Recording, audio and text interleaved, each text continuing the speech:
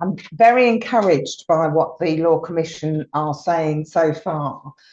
For example, I've long argued that we should audit the prisons, find the people who were wrongly convicted under the foresight test, create some sort of panel that recognises who was convicted on a foresight test, and frankly get them out, which includes Alex Henry. And what the Law Commission have said is that they can't find that the substantial injustice test has any legal foundation whatsoever, which of course I've banged on about for a very long time, including to the Court of Appeal, who took no notice of me.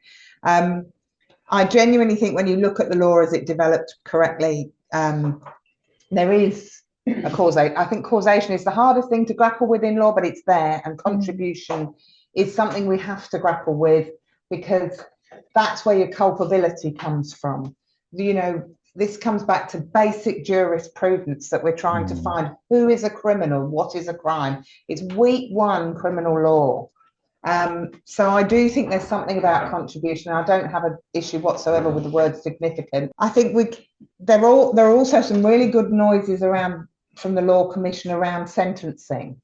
So there's an understanding that we are convicting people who make no significant contribution to a crime, and they are receiving a mandatory life sentence with a minimum term of 25 years. And bear in mind, the Court of Appeal said it doesn't have to be them that takes a knife, so long as someone takes a knife to a scene. So where the words are, you're going to be sentenced for taking a knife to the scene, that's now been interpreted, if anyone takes a knife to the scene, not just you.